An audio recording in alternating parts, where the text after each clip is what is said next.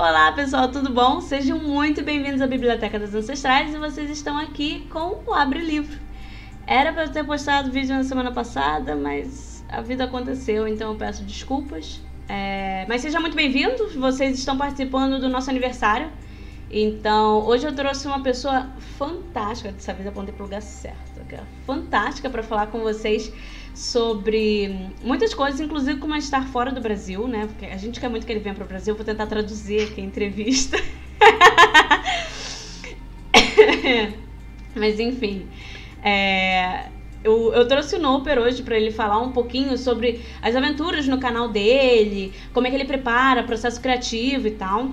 Então, bom, aviso pra vocês, novamente a gente tá falando sobre o aniversário da biblioteca, então fiquem ligados, eu vou deixar aqui os nossos links. Tá saindo podcast toda semana, essa semana já saiu coisa, tem vídeo, tem jogo e agora eu vou deixar o Noper se apresentar e eu também vou deixar os links dele aqui embaixo, tá? Então, Noper, por favor.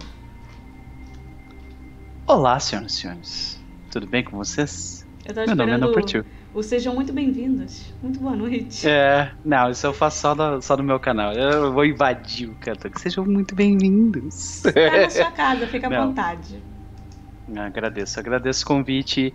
E como a Isa falou, eu estou aqui para falar um pouco sobre aventuras, as estruturas de aventuras, coisas do tipo que envolvem a preparação para se criar aventuras e coisas assim. Eu espero que eu consiga trazer a luz do conhecimento para vocês esta noite. A luz do conhecimento. Etebilu. Perfeito. Busquem conhecimento. Exatamente. Bom, então vamos começar. Eu queria inclusive destacar que esse trabalho é maravilhoso. Eu vou dar aqui os créditos. Quem fez essa pauta foi o Noper. Eu acrescentei uma pergunta só. A pauta foi ele todo que fez, entendeu? Eu aprendi isso com experiências passadas.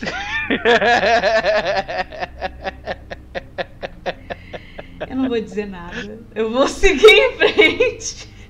Tá tudo bem, tá tudo bem. Eu faço pautas, tá, pessoal? Eu faço pautas aqui. Ele fez uma muito melhor do que a minha e eu segui com a dele, não tem problema. Bom, então vamos começar. Eu já vou puxar as primeiras perguntas, que é o trabalho criativo e braçal. Eu queria que você conversasse comigo, me dissesse um pouquinho como é que funciona para você a questão criativa e quando é que entra o braçal. Uhum.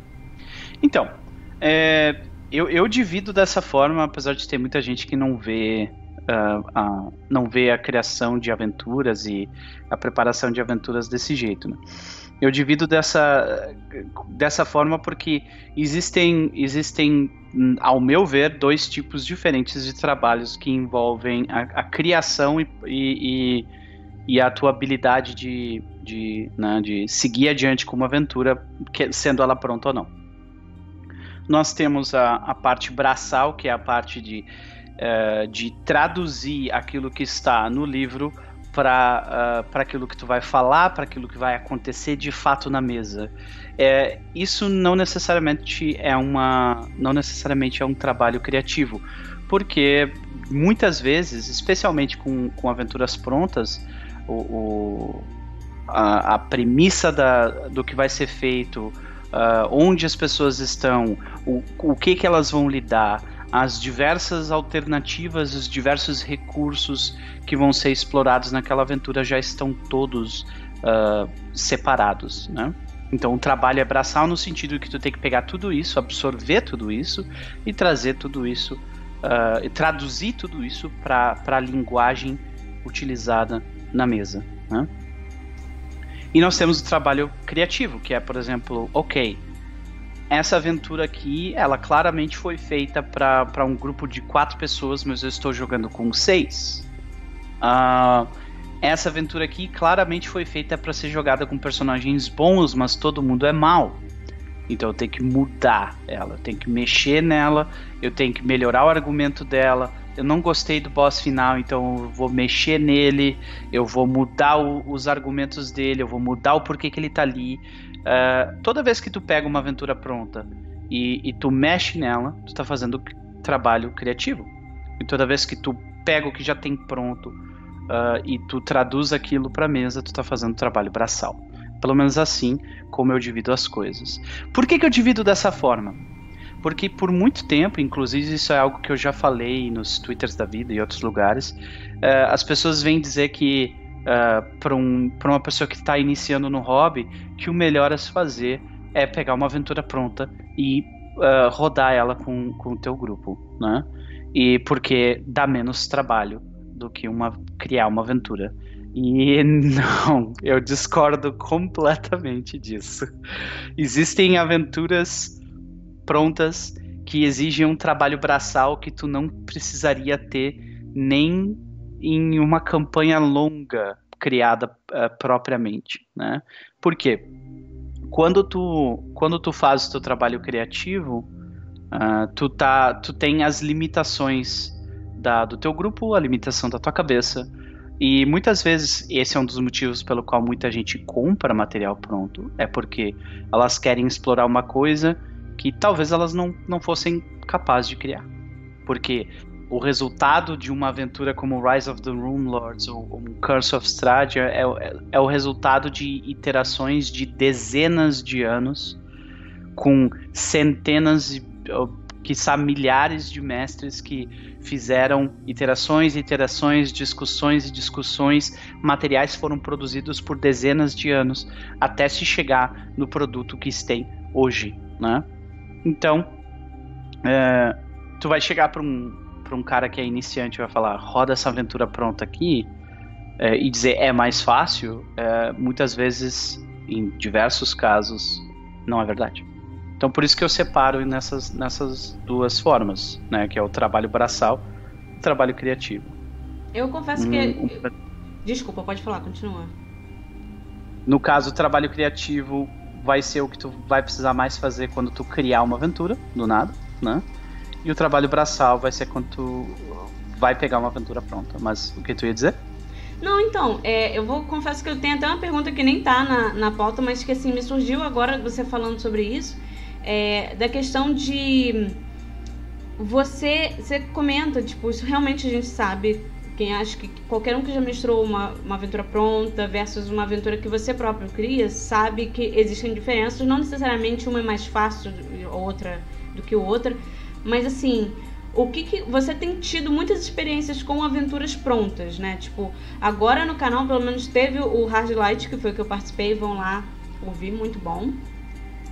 Inclusive ele teve que fazer adaptação no final, porque a gente foi completamente fora do que era o esperado. E agora você tá com a galinha de 2 cabeças, ou então a serpente de 2 cabeças. Gente, serpentes têm cloacas, tá? Fiquem espertos. Então, tipo, o que eu quero saber é assim, o que você acha, assim, do fundo do seu coração? Você acha que existe uma diferença entre é mais fácil você pegar um material pronto ou não? Eu acho que pegar um material pronto, principalmente quando você é iniciante, envolve muito mais trabalho do que você preparar alguma coisa. Aí que tá, exato. Depende muito de quais são os recursos desse iniciante. Você vai pegar uma pessoa que, sei lá, nunca não tem recurso no sentido de ele não entende a ficção sobre o RPG, sabe? Então, tipo assim, ele não sabe o que é um mago. Incrível que para as pessoas ainda existem gente que não sabe o que é isso, sabe? Então, a pessoa não sabe o que é um bardo, a pessoa não sabe o que é um feiticeiro, por exemplo. Então, quando tu pega uma pessoa que tem muito pouco recurso e ela está disposta a começar a jogar um RPG com o seu grupo como narrador, eu recomendo mesmo começar com uma aventura pronta. Por quê? Grande parte do esforço criativo está em tu acessar esses recursos que tu já tem, de mídias que tu acessou. Eu vi Senhor dos Anéis, eu li os livros, eu acompanho The Witcher, eu jogo um monte de RPG no computador. A parte criativa, ela exige esse tipo de recurso, de tu conhecer a ficção a qual tu está tentando emular no jogo. Então, eu recomendo fazer isso em termos de uma pessoa que não tem recurso nenhum nesse sentido. Porém, se a pessoa conhece a ficção a qual ela está tentando emular e ela tem o interesse em jogar o jogo, eu acho que é menos trabalhoso para ela criar uma aventura pronta do que é rodar uma aventura, criar uma aventura por si, ao invés de rodar uma aventura pronta, no caso. Legal, beleza. Bom, então vamos para a pergunta que não quer calar, né? Tipos de aventura, que tem o Sandbox, Railroad, X-Crawl e West Marches. Existem esses West Marches, exato. Existem mais tipos, provavelmente, de aventuras, mas essas são as que eu tenho um pouco mais de familiaridade, né? Queria que você explicasse o que é cada um, tá? Tipo assim, você pode começar do qual você quiser, mas explica assim, o que é Sandbox e tal, por favor. Sem problema. Vamos lá. Sandbox é uma estrutura, né? Tu vai, ao invés de tu colocar os jogadores num trilhozinho, vocês começam aqui, vocês interagem com esse NPC, aí vocês têm um pouco de liberdade para agir dentro de uma linha bem específica, e daí vocês saem da dungeon, e daí vocês seguem adiante e vão para a vila, uma experiência bem linear, né? Isso é o Railroad, no caso, né? Uma experiência linear onde tu vai do ponto A ao B ao C, sempre sendo conduzido pelo narrador, né? Um exemplo disso seria, por exemplo, se vocês assistirem no meu canal, a primeira aventura da Serpente de Duas Cabeças, ela é bem Railroad, né? Os 2 primeiros episódios são bem, eu tô conduzindo eles. Normalmente os primeiros episódios de RPGs, as primeiras sessões costumam ser um pouco mais nesse sentido. O mestre, ele puxa mais os jogadores para um determinado lado, né? Começa pelo menos assim. Então, tu tá ali sendo conduzido pelo mestre nos desafios que ele colocou no caminho dele, dentro da premissa que ele passou para os jogadores e para os personagens, né? Aí nós temos o Sandbox, que é quase como uma resposta a isso. Ao invés de tu criar esse trilho do trem por onde os jogadores vão passar, tu cria toda a mina, entendeu? Então tu pensa assim, eu tenho um exemplo disso seria, por exemplo, os últimos episódios da Serpente de Duas Cabeças, e também todo o Hardlight. Todo o Hardlight, ele é isso. Eu criei todo o setor chamado Hardlight, tudo que existe nele, quem são as pessoas que estão lá, quais são as facções que estão lá, quais são as naves que tem naquele lugar, quais são os interesses das pessoas, das facções, de quem habita aquele lugar. E eu coloquei desafios, obstáculos, eu coloquei eventos que aconteceriam em determinados momentos, né? Então, eu criei toda uma caixa de areia onde eu coloquei os personagens para brincar lá dentro, e a experiência é completamente conduzida pelas vontades dos jogadores através de seus personagens, né? Por isso que tu até comentou, né, que no final eu tive que fazer todo um trabalho criativo, justamente porque esse tipo de experiência sandbox, ela costuma, pelo menos para mim, ela costuma ir além. Eu costumo utilizar, tipo, parte do que eu criei na caixa de areia, e aí os jogadores, eles acabam se apegando numa determinada parte daquilo e seguem aquilo como se fosse uma linha, e daí a gente vai pro Railroad. Então, aventuras dificilmente são só um tipo, né? Então, especialmente aventuras mais longas, eles costumam mudar de um para outro, né? Hexcrawl o Hexcrawl é um tipo mais antigo, né? Veio junto com o Sandbox, eles são bem similares no sentido de estrutura que nós temos. Existe os Veios do Oeste, né? Que é um lugar, e vocês estão neste pontinho aqui desse lugar. Eu, como mestre, eu tenho tabelas e eu tenho alguns recursos que vão me ajudar a gerar o que vai vir à frente, mas eu também não sei o que tem no próximo Hex. E os jogadores eu quero ir para cá, e daí vocês vão para aquele Hex e todo mundo junto descobre o que tem lá, e vai indo assim. E E a ideia é meio que tu ir mapeando enquanto tu vai passando por esses hacks, descobrindo o que tem nos lugares e tudo mais. Então esse é um jogo, ele costuma ser atrelado ao SR, né? Existem alguns jogos muito bons hoje em dia que tem relação lateral, assim, com a OSR, que eu gosto muito. Inclusive um que vai sair ainda esse ano, chamado Wolf of God, que é do Kevin Crawford, e ele é literalmente essa ideia. É um hex-crawl baseado lá naquela época da Inglaterra antes do Império, né? Então eram tudo ducados e tal. Mas essa é a ideia, exploração de hex, a gente vai pulando de quadradinho em quadradinho, todo mundo descobrindo ao mesmo tempo o que tem no próximo quadrado, né? No próximo hexágono. Quando você fala de tabelas, você diz que você literalmente rola, né? Seria tipo uma tabela aleatória e você vai rolar na hora para saber o que tem ali. Isso. Durante legal. O jogo, tu também não sabe, daí tu pega essas tabelas, eles vão te dar prompts, né? Tipo, tá chovendo. Qual que é o obstáculo aqui? Primeiro ele vai te dar um terreno, ele vai dizer, é um terreno íngreme e é com floresta fechada. O que está acontecendo? Está chovendo, então a estrada está enlameada. E isso tudo as tabelas vão te dando, né? Tem um jogo que funciona muito bem dessa forma também, chamado Iron Sworn, de graça, inclusive. Dá pra jogar solo. Vou deixar o link aqui também. Muito foda, justamente pra brincar disso aí.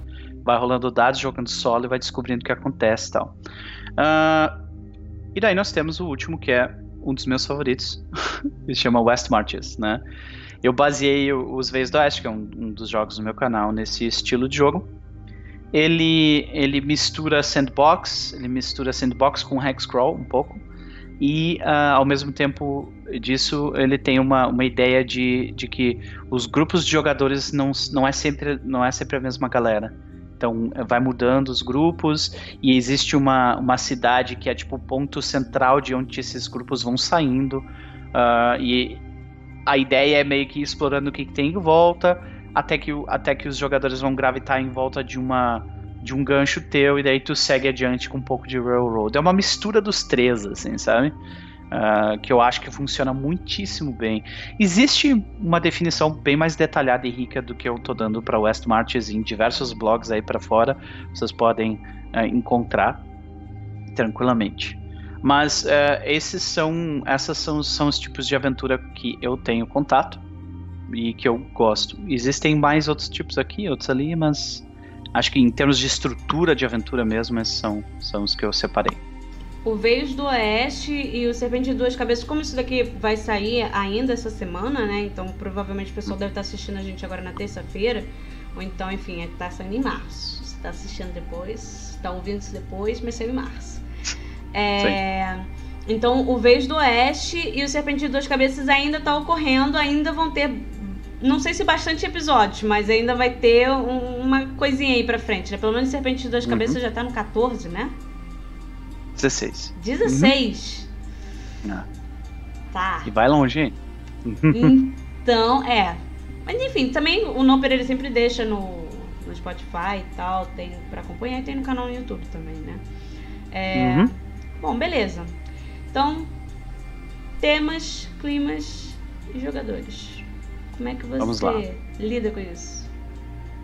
Então, se você está pensando em começar a rodar uma aventura que tu criou, ou então uma aventura que tu selecionou ali, de uma aventura pronta, você precisa verificar esses 3 pontos: o tema, o clima e os jogadores.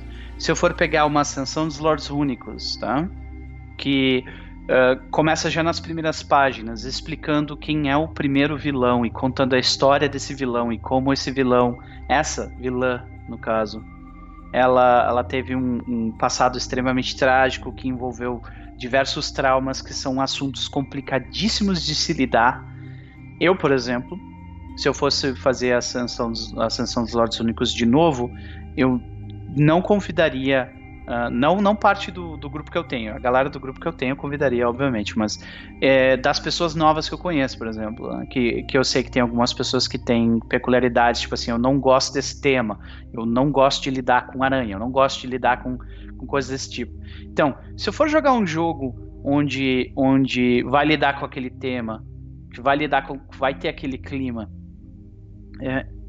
eu não vou trazer aqueles determinados jogadores. Eu sei que você deve estar me olhando assim, mas Nooper, eu só conheço outras 4 pessoas que jogam RPG. Então, como assim? O que você está me dizendo para não chamar meus amigos? Né?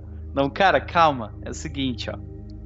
Eu não estou dizendo para tu não chamar teus amigos, mas eu estou dizendo que isso é importante. Tu conversar sobre os temas das aventuras antes de começar a jogar, conversar sobre o clima do jogo antes do jogo começar. Por quê? Porque é muito importante que os jogadores saibam o tipo de jogo, o tipo de ficção que está sendo criada em conjunto ali. Porque senão, eles vão ficar frustrados e sem entender quando tu ficar frustrado com o que está acontecendo. Então, se tu quer que o teu jogo seja um sci-fi pé no chão, tu tem que dizer isso para os seus jogadores, sabe? Isso, eles nunca vão entender isso do nada, tipo absorver por osmose, né? Então, fale com os seus jogadores, converse com eles, diga assim, olha, esse jogo tem um determinado ponto que ele vai tocar no assunto aborto, ele tem um determinado ponto onde ele vai tocar num assunto de violência doméstica, ele vai tocar num assunto onde vocês vão passar por um lugar que tem racismo, né, coisa assim. Isso é algo que vocês estão interessados em fazer? Converse com os seus jogadores. Esse é um tema que me interessa de ser jogado, mas eu não sei vocês estão ok com isso? Se sim, ótimo, vamos lá, nós todos entendemos. Se não, vamos conversar sobre isso. Eu não estou dizendo que termina aqui, eu estou dizendo, vamos fazer um comprometimento. Então, ok, eu posso mudar isso, eu posso ter um trabalho criativo aqui e mudar um pouco essa parte da história. Não é tão importante para mim assim, né? Mas é importante que os jogadores e o narrador eles estejam alinhados no tema e do clima. Mesmo que vocês tenham mudado o tema e o clima que vocês vão utilizar. Eu quero que o nosso jogo seja como se fosse um Indiana Jones. Ele é leve e bastante ação. E daí começa a ter um monte de cena de drama e pessoas querendo morrer, por exemplo. Aí é complicado, né? É complicado. Isso foge absurdamente do tema esse que eu estava falando anteriormente. Ou então, tu pega outros casos.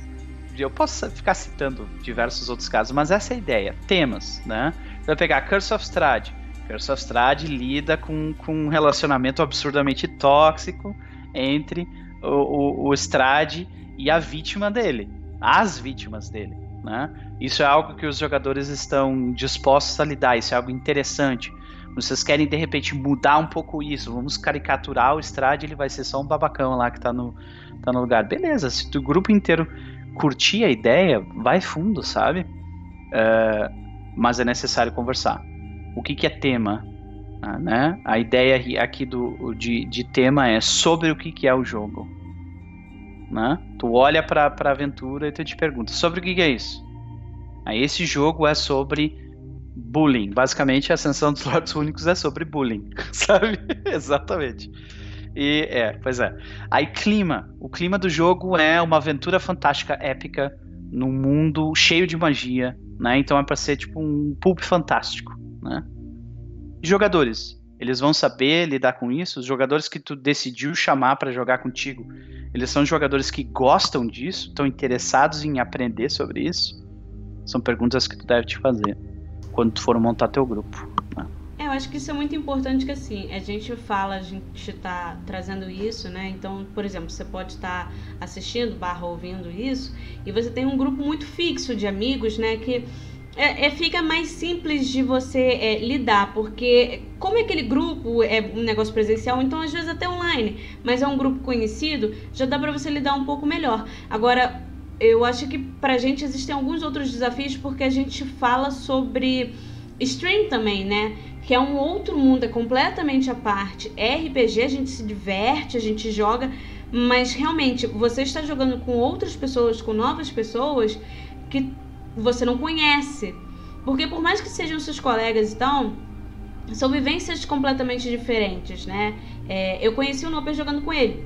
Então, tipo, isso, eu acho que isso é muito interessante. Inclusive, eu vou até pular isso daqui, na verdade, vou trazer ela pra cima, que eu queria falar primeiro sobre Sessão Zero e expectativa, que eu acho que isso vai ser, ele encaixa muito direitinho com o que a gente conversou até agora, porque eu acho que você tem que mostrar, apresentar para o jogador o que você quer, né? Do que você tá falando, sobre o que é o jogo, abordar tudo aquilo, perguntar se ele quer, e aí não é porque ele aceitou que, tipo, ok, vamos começar a jogar. Eu acho que é importante, eu sempre bato nessa tecla, tipo, o Noper também, de Sessão Zero, né? E de alinhar expectativas. O que vocês estão esperando do jogo e o que vai ser essa Sessão Zero? O que a gente vai fazer aqui? Como é que eu vou introduzir se o cara não conhece o sistema? Então, se ele não conhece aquele estilo de ficção. Então, Noper, se você puder, por favor, comentar as suas experiências. Claro. Então, eu comecei a fazer a Sessão Zero bem tarde na minha vida RPGística, né? A minha experiência presencial sempre foi com pessoas com quem eu tinha bastante intimidade. E no final das contas, eu acho que eu tive só um caso de uma pessoa assim, que eu fui conhecer jogando RPG mesmo, né? Que foi essa situação onde a gente teve que parar para conversar um pouco antes do jogo, mas acho que essa foi a primeira vez que eu parei mesmo, assim, para tipo, ok, o que a gente vai fazer aqui? Quem é você, né? Vamos pensar um pouco sobre esse procedimento criativo que a gente vai seguir adiante por essas próximas 4 ou mais horas, né? A Sessão Zero mesmo, de forma estruturada e definida, eu só comecei a fazer de fato meados de 2014, 2015, então não faz muito tempo, né? Mas eu sou um ávido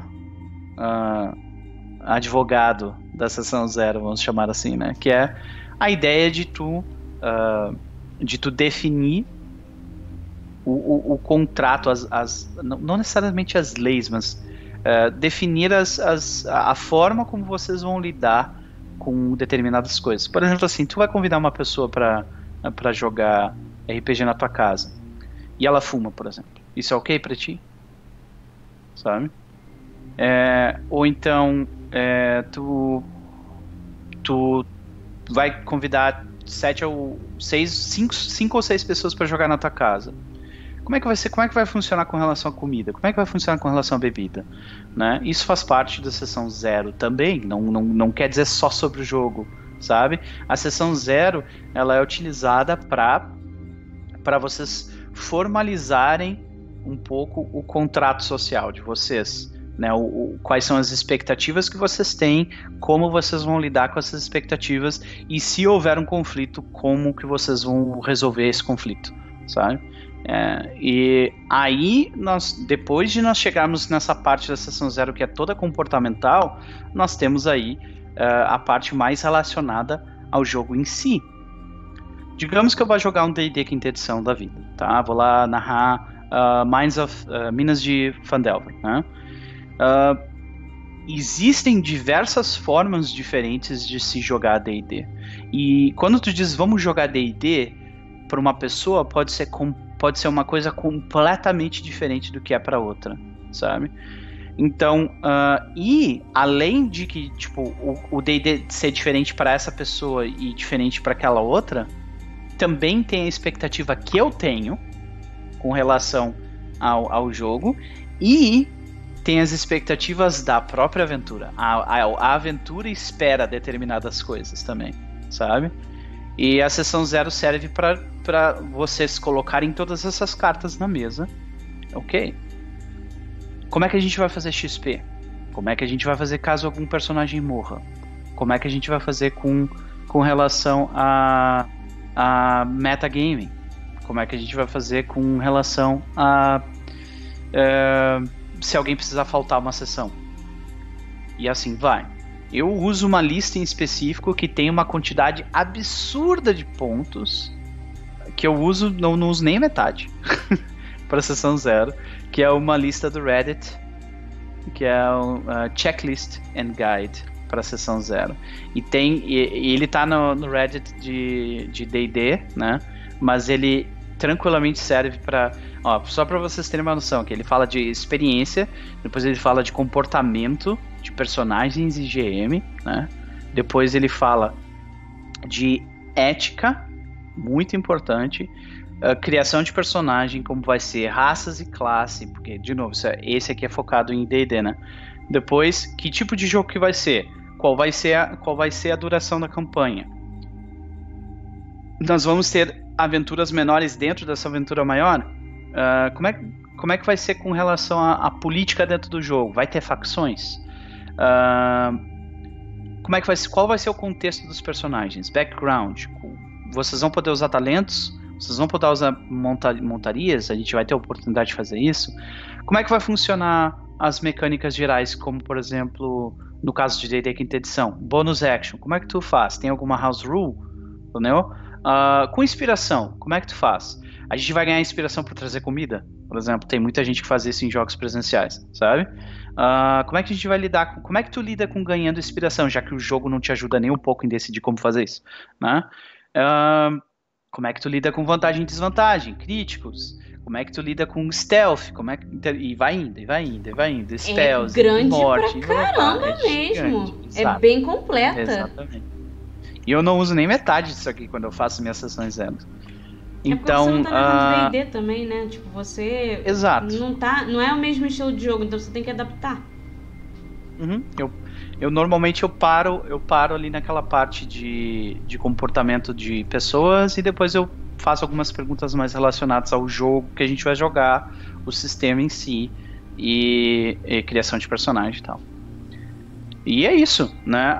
E as expectativas, elas já estão dentro dessas perguntas, porque nessa sessão 0, é nessa conversa franca, onde tu vai dizer o que eu espero desse jogo, o que o jogo espera da gente, e o que vocês esperam de mim como DM, e o que vocês esperam do jogo.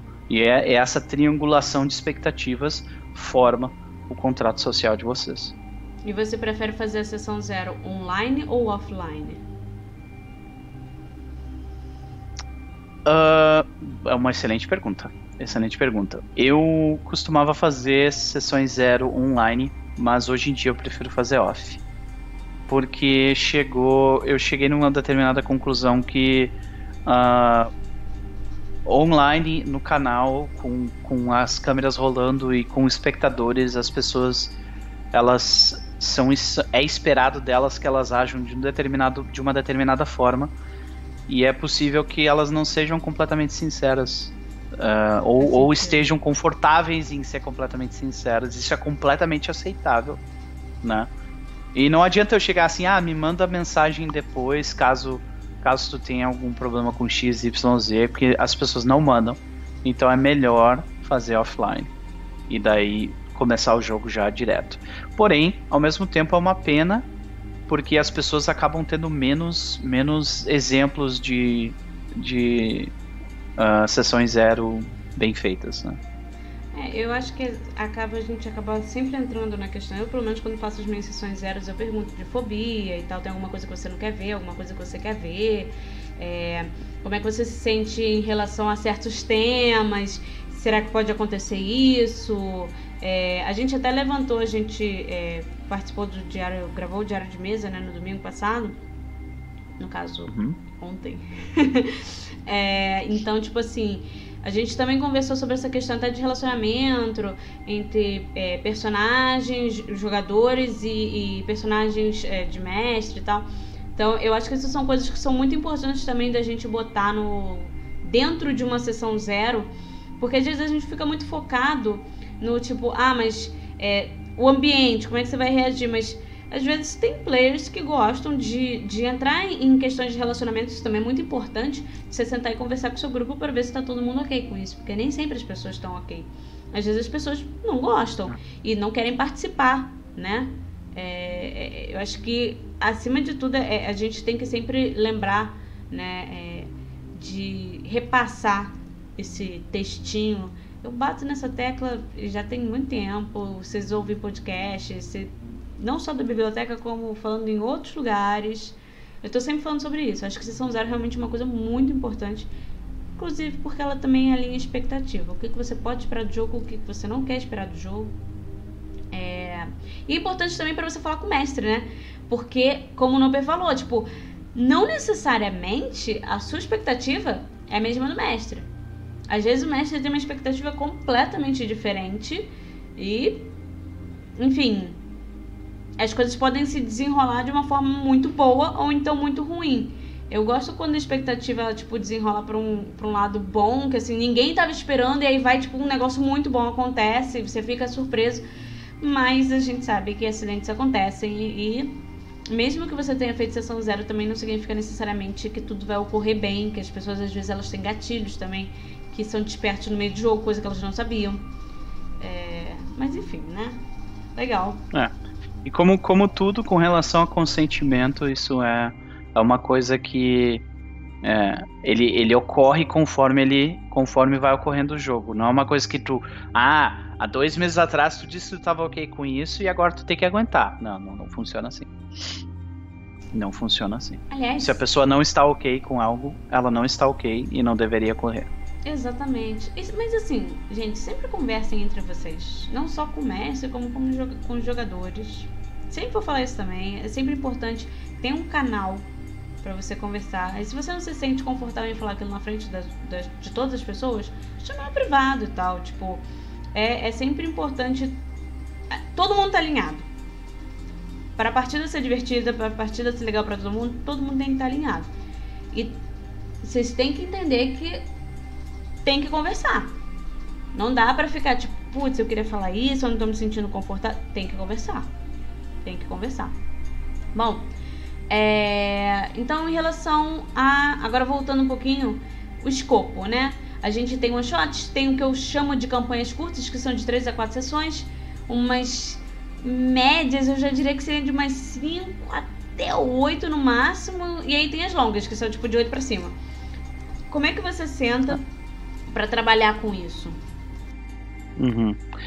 Assim, aí vai muito das peculiaridades da forma como eu exploro esse tipo de coisa na minha vida, né? Eu exploro isso em live. Então, quando eu comecei a fazer as lives, eu vi que, baseado no meu próprio gosto e também na forma como as pessoas estavam consumindo o conteúdo que eu produzo, eu cheguei à conclusão de que, tipo, 15 campanhas de 15 episódios com temporadas era o melhor para mim, era o que se encaixava melhor. As pessoas chamam isso de campanha longa. Eu, sinceramente, eu não acho que seja tão longo assim, né? Eu gosto de campanhas de 20, 30, 40 episódios. Eu gosto eu vejo esse tipo de aventura longa assim como uma coisa que me faz aprender muito, é um desafio muito bom e é um comprometimento que, assim como relacionamentos de longo prazo, eles costumam ficar cada vez melhor, né? Então, e os melhores produtos produzidos em termos de aventura hoje em dia, na minha opinião, são campanhas que são consideradas aquelas mega campanhas, né? Como nós temos aí o Horror no Expresso do Oriente, chamado de Cthulhu, que é uma campanha gigantesca, a própria Serpente de Duas Cabeças, que é uma campanha bem grande de 9 partes, que vai pelo mundo inteiro, que ela ocorre, são quase 300 páginas. A Ascensão dos Lordes Únicos, que eu estava comentando antes, que é uma campanha que vai do nível 1 até o nível 18 de Pathfinder e 15 horas de Pathfinder. 15 horas de Pathfinder. E ela tem 470 páginas de aventura, tá? É um talagaço gigantesco. E eu acho que os melhores produtos em termos de aventura pronta são essas, sabe? Hoje em dia. Eu já li muito aventura one shot, aventuras curtas, mas o que eu gosto mesmo são essas aventuras grandonas, né? Entendi. Mas Escopo é uma coisa extremamente importante de se definir, porque ela é parte do comprometimento de todo mundo do grupo, né? É uma diferença muito grande tu chegar para uma pessoa com quem tu quer começar a jogar e dizer assim, olha, eu preciso de ti por um sábado, sabe? Ou tu chegar para essa pessoa e dizer assim, eu preciso de ti por todo sábado por 4 meses. Se eu falo isso pra ti nesse exato momento, é uma coisa assim, cara, não, eu não tenho como fazer isso, sabe? Por quê? Porque, cara, todo sábado por 4 meses é um comprometimento que um número muito pequeno de pessoas está disposto a dar. Agora, se eu falasse, por exemplo, toda, sei lá, sábado de manhã, ou de repente toda sexta-feira às 6 da tarde, sabe? Acho que as pessoas estariam um pouquinho melhores, né? Mas essa que é a ideia do escopo, é para definir o comprometimento das pessoas e também faz parte de alinhamento de expectativas, né? Muitas vezes a pessoa chega assim, nossa, eu quero muito jogar eu quero jogar a nova aventura de Pathfinder 2 que saiu, que também tem esse formato de nível 1 até nível 18, né? E só que é uma pessoa que tem um grupo que tem já essa mania de jogar um pouco, parar e jogar outra coisa, jogar um pouco, parar, jogar outra coisa e ficar trocando isso aí. Se tu chega pra esse grupo de jogadores que sempre jogam coisas curtas, dizer, eu quero jogar esse comprometimento de 1 ano aqui, tu acha que vai rolar mesmo o jogo? É pesado, mas às vezes tem maluco pra tudo. Sei. É possível que sim. E a maioria dessas empreitadas RPGísticas começam com todas as boas intenções. Então, pergunta surpresa. Você arranja uma campanha longa. Pois é. E aí? Então, campanhas longas são um comprometimento complicado, né? Tu deu uma cortadinha pra mim. Tu pode repetir a tua pergunta? Não, claro. Tipo assim, essa questão de você estar com uma pessoa, não só com uma pessoa, né? Mas você tá com um grupo. E aí você arranja uma campanha longa. Na verdade, o que eu quero saber com isso e se o grupo começa bem, começa tudo legal, mas em determinado ponto o grupo começa a se bicar, o grupo começa a ter problemas. Como é que você lida com isso? Porque uma campanha longa, como você tava falando, cara, tipo, 40 episódios é tipo 1 ano, papo de 1 ano ou mais. E você manter 4, 5 indivíduos que começaram se amando e agora se odeiam juntos por 1 ano. Harmonia. Como que você faz isso? A gente. Aí nós chegamos num ponto onde assim. O mestre tem mesmo essa obrigação? Sabe? Tipo assim, ele realmente tem que ser o mediador das relações sociais entre as pessoas numa mesa? Eu acho que não, sabe? Todo mundo do grupo tem igual responsabilidade por ser civil, né? Ser uma pessoa agradável e fazer com que os seus coleguinhas de grupo tenham também uma experiência agradável, sabe? Então, eu entendo muito quando tu chega para um narrador e diz assim, cara, me ajuda com isso aqui, porque normalmente o mestre ele é visto como uma figura de autoridade dentro do grupo, mas eu acho que neste caso é uma atribuição de responsabilidade que muitas vezes ela não tem sentido, sabe? Acontece, tem muito mestre que tipo coloca a mão e tipo, não, peraí, né? E se coloca como árbitro das relações sociais do grupo, mas não é a obrigação exclusiva do narrador. Na verdade, a obrigação de manter um grupo se comunicando e tendo uma relação saudável é de todos, né? Então, tá aí a tua resposta. Mas não é obrigação só do mestre. Não é nunca isso eu concordo plenamente, mas assim, eu acho que isso é muito mais fácil de você lidar quando você tá numa mesa uma mesa offline, não vou nem dizer entre amigos, mas assim, offline. Eu acho que isso é muito mais simples. Agora você tem um canal, então assim, você traz pessoas novas, você tá querendo sempre renovando o grupo que você tá jogando e tal. Mas com o canal é outros 500, porque não é só uma... pra começar que, tipo, tu pode mesmo chamar aquele grupo com quem tu tá jogando, tu pode chamar eles de amigos. Sim, claro. Sabe? Aí tu já começa por aí. Vocês são amigos mesmo? Ou vocês estão ali juntos porque existe um interesse mútuo em que esse conteúdo seja gerado, sabe? Pode ser que vocês se tornem amigos no futuro, eventualmente, mas nesse momento vocês não são. Então, por que vocês estão juntos, né? Vocês estão juntos ali porque é interessante para ti e é interessante para mim que isso aconteça, né? Mas aí a relação continua sendo...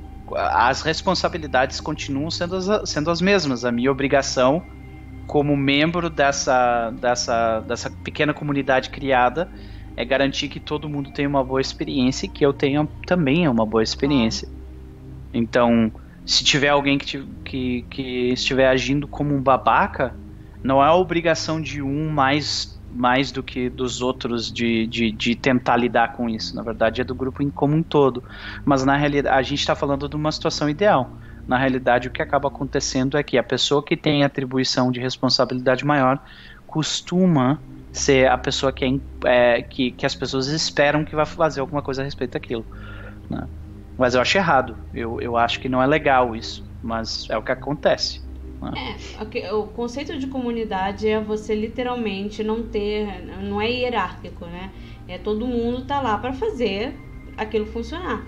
Mas assim, você interromperia, tipo, você tá vendo que não tá agradável, que tá tipo demais, não tá, mesmo que vocês tentem conversar, então não tá fluindo. Você acha que você interromperia uma campanha longa? Porque assim, a gente também trabalha com a expectativa de quem tá vendo, né? De Sim. quem tá assistindo. Novamente eu queria destacar, né, para você que tá ouvindo ou que você tá assistindo o Abre o Livro, a gente tá aqui falando sobre streams, porque quando você tá no offline, se tá muito complicado, se tá muito desagradável, você fala, cara, eu não quero mais ficar nisso, vou embora. Mas quando você não tá... quando você tá falando de canais e tal, é um pouquinho mais complicado, né? Porque você não tá lidando só com as expectativas do jogador, do mestre. Você tem as expectativas do jogador, do mestre e do chat. Ou então de quem Sim. vê, né, o teu programa. E também tem todo um outro lado onde tu não quer antagonizar nenhum dos indivíduos que tá fazendo aquilo ali, porque, tipo, senão tu vai gerar ainda mais problemas, né? Então, depende muito da situação.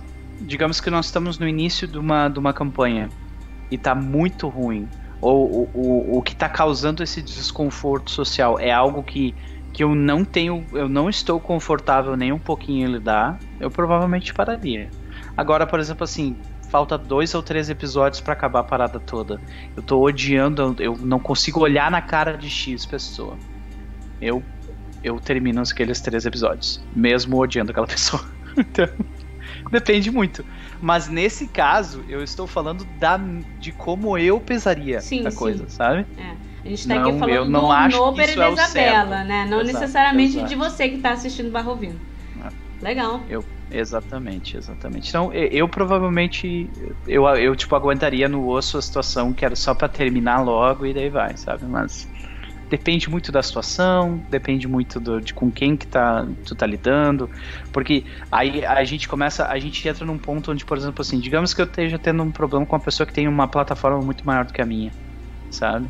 Então, tipo, eu já fico intimidado a lidar com essa pessoa porque ela tem uma plataforma muito maior do que a minha. Então, tipo, sabe? Tem toda uma outra série de detalhes importantes aí, sabe? É tipo o último período da faculdade, assim, você não aguenta mais fazer aquilo, você não quer mais, você percebeu que você não quer mais fazer aquela faculdade. Se tu tivesse acesso a uma arma de fogo, tu provavelmente daria um tiro em alguém. Mas você vai lá e termina, né? Porque você tá no último período mesmo, então faz um esforcinho. Vai. Depois daquilo ali, tu nunca mais vai precisar olhar pra aquelas pessoas, sabe?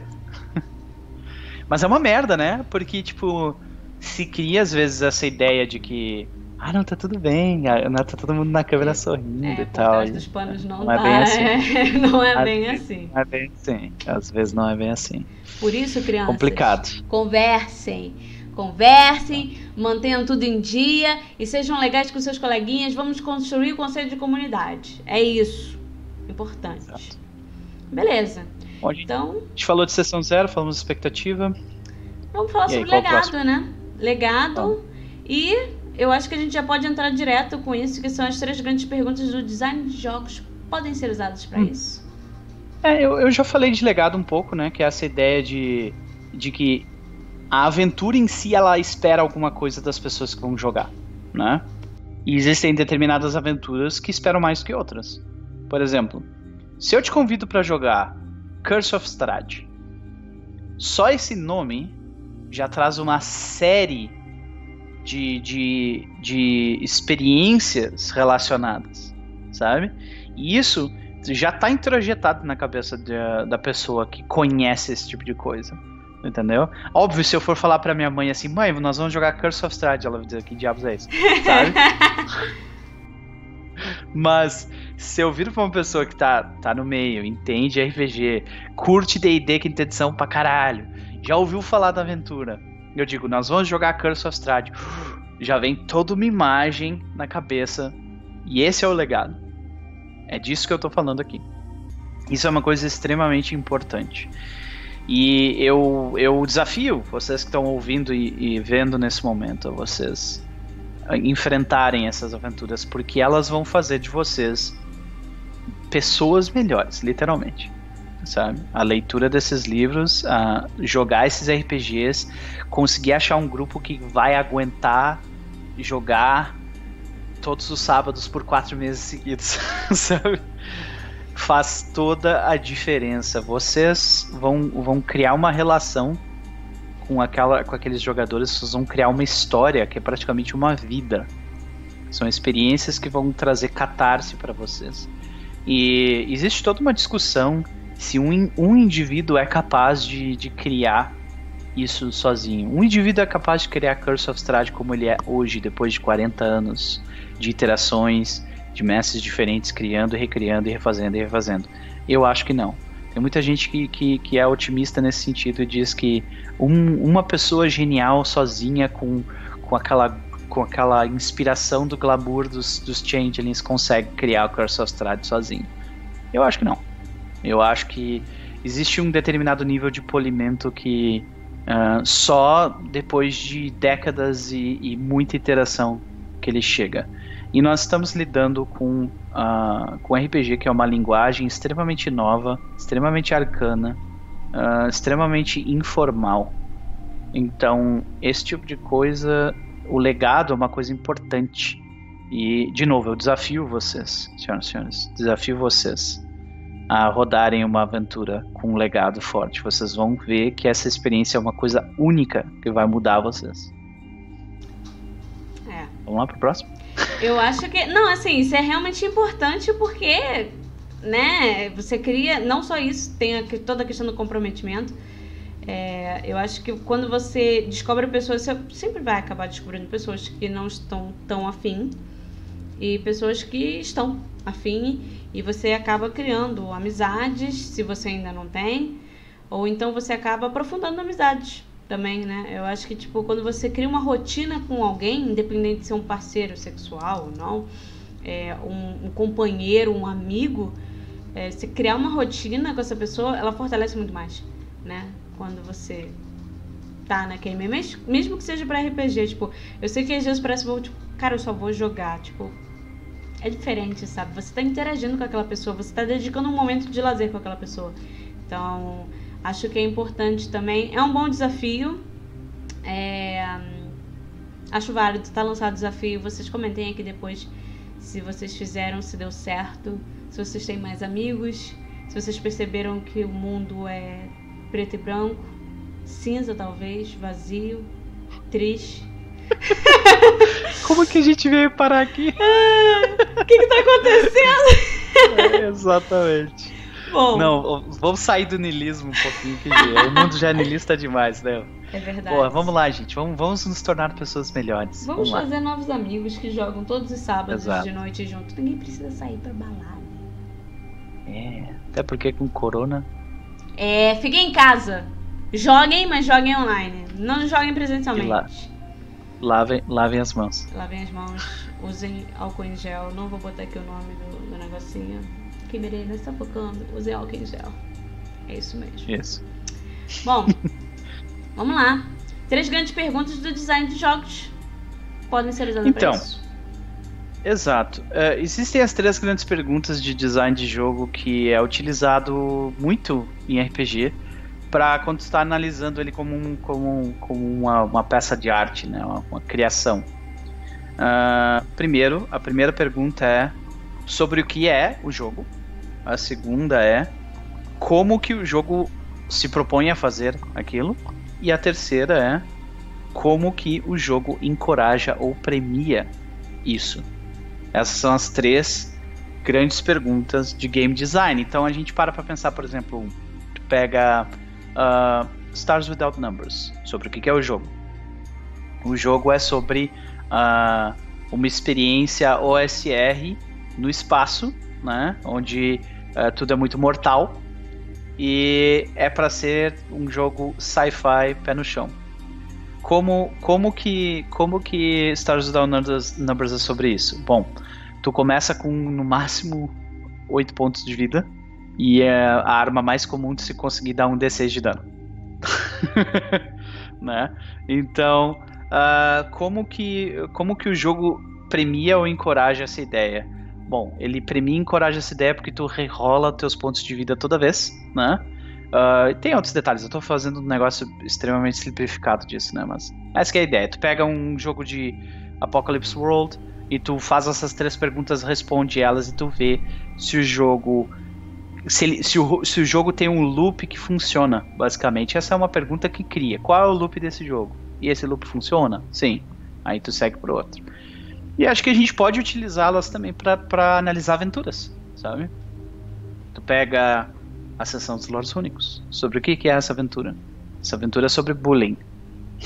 Cara, é tão estranho você falar que essa aventura é sobre bullying, porque eu imagino ele saindo do mundo fantástico para entrar numa escola. Eu não consigo. Pode crer. Bom, é experiência pessoal, né, Isa? Fazer o que? É verdade. Pois é.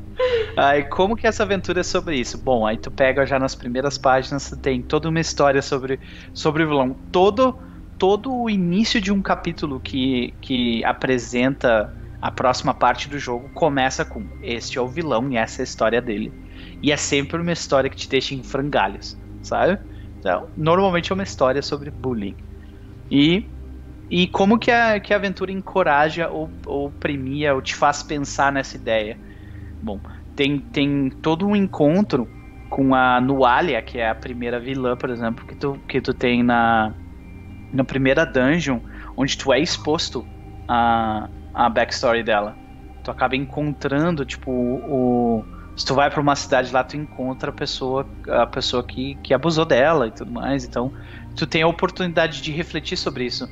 Na segunda aventura, tem um NPC que fica obcecado por um PC do grupo e fica seguindo ele como se fosse um stalker, sabe?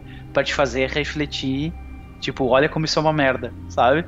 E a aventura direto tem coisas que são assim, sabe? Te faz parar pra pensar sobre bullying, sobre relacionamentos tóxicos e coisas assim.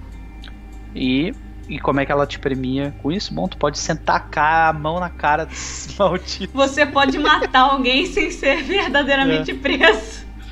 Exatamente, não. Na verdade, ela te faz refletir sobre isso, claro. Aí o ideal, por exemplo, no caso da Nualia, pra mim o ideal é que os personagens consigam redimir ela, fazer com que ela volte pra luz, né? Mas tem gente que não, cara, tu é um monstro e matam ela, sabe? Mas aí a experiência ela tá completamente na mão dos jogadores nesse caso. Então, eu acho que essas 3 perguntas elas podem servir muito para quando tu estiver analisando se uma aventura vai servir para ti, sobre o que é essa aventura. Como que essa aventura é sobre isso e como que ela encoraja e premia isso. Se tu consegue responder essas 3 perguntas e tu cria um loop interessante, provavelmente essa aventura é boa, ela funciona. Ele faz tudo parecer muito simples, né, gente? Tipo, você pensa nisso daqui, cria um loop, entendeu? Você abre pra montar um gráfico e fazer isso. Falei de gráfico nenhuma, beleza. Não importa, eu adicionei isso aqui porque isso é uma coisa muito importante. O Noper com certeza tem vários gráficos. O quarto dele é aqueles quartos, já viram que tem tipo vários fios vermelhos com... Como é que é o nome daquela porcaria? Com os pinzinhos de um lado pro outro, assim, tipo, ligando os personagens de relacionamento. Tipo, cabelo em pé, assim, tipo, antes da sessão, juntando os pontos. Exatamente, enlouquecer, assim, é isso, hoje vai acontecer. Exatamente assim que funciona, tenho certeza que ele fica no quarto dele assim. Aí ele vem e se arruma, tipo, passa alguma coisa no rosto, assim, rapidamente lava o rosto, tipo, não, boa noite, senhoras e senhores. Como se ele tivesse dormido 15 horas, tá tudo certo. Bom, eu acho que a gente teve um ótimo papo, gostei bastante. Noper é conhecido por suas ótimas aventuras, e por ser uma pessoa extremamente autocrítica. Fica o tempo todo falando, não, mas não foi bom o suficiente. Não é verdade, a gente sabe disso. Vamos massagear um pouquinho o ego dele. Inclusive, por favor. Vamos massagear o ego dele pedindo pra ele vir pro Brasil, porque ele não é daqui. Tragam o Noper pro Brasil, entendeu? Comentem, vai lá no Twitter. Let me know if you want me to Brazil, please. Olha aí, que lindo. Olha isso em inglês, aveludado. Então, assim, gente, vai no Twitter, fala Noper, please come to Brazil. Comenta aqui no vídeo, entendeu? É isso. Noper, tudo de bom. Se o coronavírus me deixar, eu vou. Mas... né? Tem que ver se eles vão fechar o aeroporto. Tem essa, gente. Tem que ser rápido, entendeu? Prometo que eu vou fazer o meu melhor. Tem que ver se meu passaporte meu visto do Brasil tá. Porque o meu passaporte da Cisplatina tá tudo bem. Entendi. Vocês veem que ele fala português muito bem também. Às vezes ele se confunde um pouquinho, mas ele fala português muito bem. Bom, gente, esse foi o Abre o Livro. Brincadeiras à parte, Noper, foi maravilhoso te ter aqui. Eu espero que você venha mais vezes, inclusive. Se vocês tiverem perguntas pro Noper, vocês podem deixar aqui. Qualquer coisa a gente faz uma outra rodada. Inclusive, já teve da Cris, já tô conversando com ela aí. Vamos ver se a gente já não faz uma outra rodada com ela também. Eu vou tentar trazer mais gente pra vocês. Vou tentar postar semanalmente enquanto for março. Não posso prometer porque tem muita coisa rolando. Mas vocês sempre podem seguir a gente. Eu vou deixar aqui embaixo na caixinha o nosso Linktree. Vou deixar do Noper também. Lá tem todas as nossas mídias sociais, tem vários textos legais. Inclusive eu só queria fazer um destaque porque hoje, segunda-feira, especificamente, saiu um texto da Camila Cardoso, que é uma das meninas que faz parte da biblioteca. E eu posso dizer com muito orgulho que ela é uma cientista super competente, ela é mesmo pesquisadora. E em especial a gente conversou e ela gostaria de falar sobre o coronavírus. Não tem nada a ver com RPG, mas eu acho que é importante porque é uma pessoa da área de saúde que estuda isso e falando sobre um assunto muito sério, que é uma pandemia mundial. Então eu acho que mesmo que saia muito da questão do RPG, vale a pena ser um texto que vale a pena ser lido. A gente tem uma plataforma legal que já tem alguns leitores, então eu acho que é bom divulgar esse tipo de coisa, né? Quando é alguém que sabe do que tá falando e não é notícia, né? Não é dizendo o que tá acontecendo. Tipo assim, na França, que é onde ela tá, inclusive. Na França, hoje o Macron falou que todo mundo... Macron não, Macron. Por que eu falei Macron? Meu Deus. O Macron falou que todo mundo tá preso. Não é isso, né? Ela vem falando sobre o coronavírus, cuidados e tal. Então eu queria fazer esse destaque para vocês darem uma olhadinha. O texto tá lá no nosso Medium. Só entrar no nosso Linktree, que ele já vai direto pro Medium, já tem o link lá, tá? Noper, por favor, se você quiser fazer algum jabá, se você quiser falar alguma coisa, seu momento, brilha. Se vocês quiserem mais de Noper Joe, vocês vão. Só procurem por esse nome que tá aqui do ladinho aqui. Eu apontei pro lado certo? Aponta pro lado errado. Esse ladinho aqui. Isso mesmo. Exatamente. O nome que tá nesse lado aqui, vocês coloquem no Google que vocês vão encontrar 15 mil coisas. Canal no YouTube, estamos na Twitch sábado e domingo às 20 horas de Brasília e estamos também no Spotify, só procura por esse nomezinho aqui que vocês vão encontrar. Não só no Spotify, no momento que estamos né? jogando. No Anchor também. Isso, no Anchor ele manda para um monte de outros lugares diferentes, mas, né, essa é a ideia. E de forma geral é isso. Se vocês estiverem interessados em assistir algumas campanhas que estão rolando no canal no momento, está rolando a Serpente de Duas Cabeças e também Na Teia Apodrecida, que é um jogo de lobisomem. É isso. Esse daqui do nosso lado é o nosso Twitter, então vocês podem seguir a gente lá. E é isso, galera. Até a próxima. Valeu!